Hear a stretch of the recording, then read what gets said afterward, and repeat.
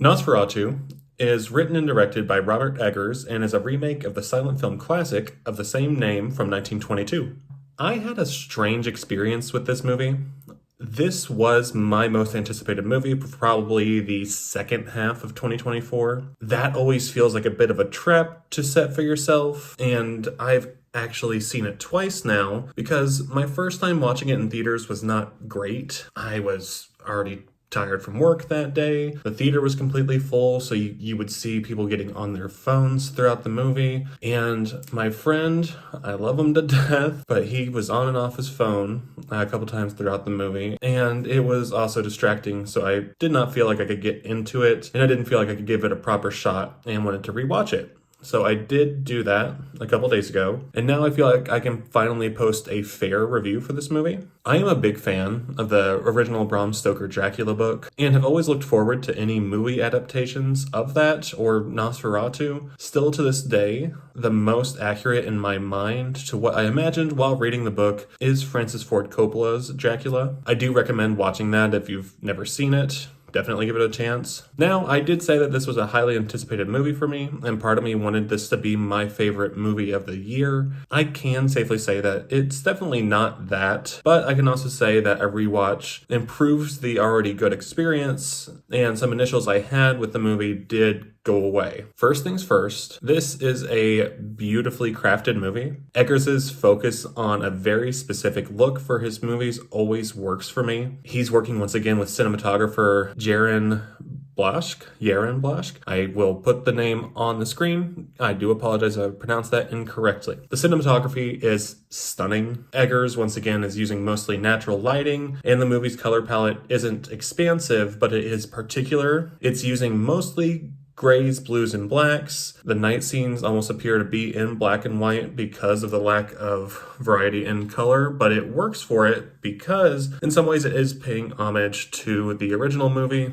but it's mostly allowing darkness and shadows to be utilized in an interesting way. The shadow work and ideas not only add a supernatural element to Count Orlok, but also make for some of my favorite shots in movies in recent memory. The production design is also very impressive, along with the costume design. The attention to detail and drive for accuracy for that era being set in the 1830s does help the immersion. I do think Eggers' direction is the strongest aspect of this movie. He has a very intentional and specific vision for his version of this story, and I commend him for it. He is leaning very hard into the gothic horror aspect of the original story, specifically focusing on the quote-unquote romantic aspect of gothic horror and how intertwined death and love gets in those stories. The movie is chock full of symbolism, almost to its own detriment. Lily Rose Depp and Nicholas Hoult play Ellen and Thomas Hutter. Thomas is sent to a distant country to help broker a real estate contract for a very old and weary client. Nothing feels right as he gets nearer to Count Orlok's residence, and old ghosts start to intensely haunt Ellen again. Aaron Taylor Johnson and Emma Corrin play the couple's friends, Friedrich and Anna,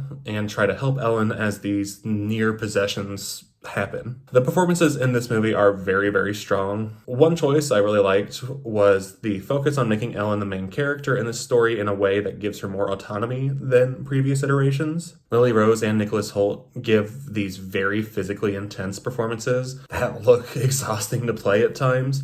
Specifically, the way Nicholas plays fear when he meets Orlok really worked for me on the rewatch. The rest of the cast gets their moments too. Willem Dafoe plays Eberhard von Franz, a less moral version of the Van Helsing character. And everyone is strong here. Aaron Taylor Johnson has some emotional moments later in the movie that come off as very authentic and moving. But of course, one of the biggest standouts is Bill Skarsgård as Count Orlok. This is a newer look for the character, and I'm glad they kept that under wraps until release. The mystery around the character himself and the look plays well into each other. Bill is in full prosthetics as Orlok and is also giving a very dedicated performance. He's already proven that he can do these monstrous characters with Pennywise, but he still surprises here. He's really proving his range, and his vocal work in this movie is outstanding. The accent and the choices for the voice are very memorable. And I'm glad they went in the direction they did, because Orlok comes off as very intimidating in this version in a very different way from the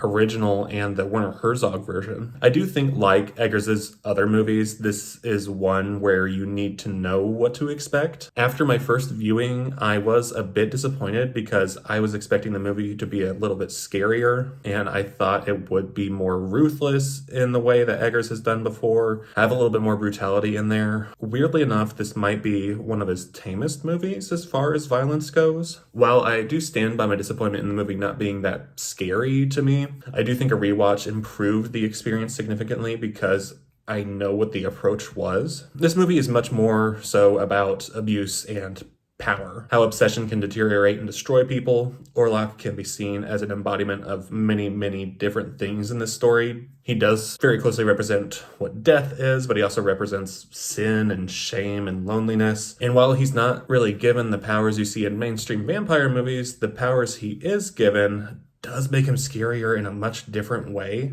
His predatory nature comes out in several ways, and there is a focus on his power to influence others against their will, even over grand distances. The movie does dive into ownership that one has over others and oneself, and its themes, I do really think, come through in the end of it. The movie is also just dripping in atmosphere. Eggers is really, really good at setting a tone for the atmosphere in his movies, and it does keep a through line of kind of this unnerving dread throughout the movie, which I did really, really like. One of my bigger issues with the movie was that I didn't really care for the characters in the way that I think I was supposed to. There are very obviously protagonists and antagonists in this story, but the choice to stick with the same story as the other iterations in its entirety took away some of the surprise or maybe a new spin on it. So if you've seen the original or Werner Herzog's version, you'll know how things play out. And all the actors are on their A game here, but I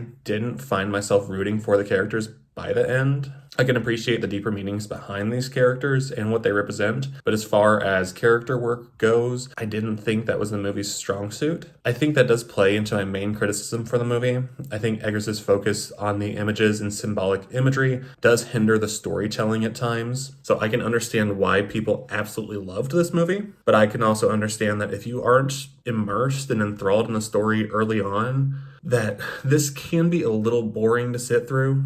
However, I do think if you're remotely interested in this movie, that you should go watch it. You should know that this is a horror movie, but its approach is a bit different. It is focusing a lot more on the gothic aspects of horror. I do wish the amount of effort Eggers puts into his movies was the standard, and that effort always comes through.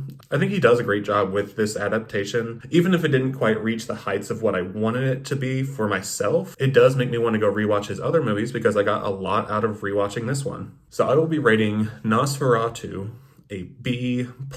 What did you guys think of the movie? What is your favorite Robert Eggers movie? Mine is still probably The Lighthouse. I want to rewatch that one really badly, and I still stand by thinking that Willem Dafoe deserved to finally get his roses and get the Oscar that year, and he did not.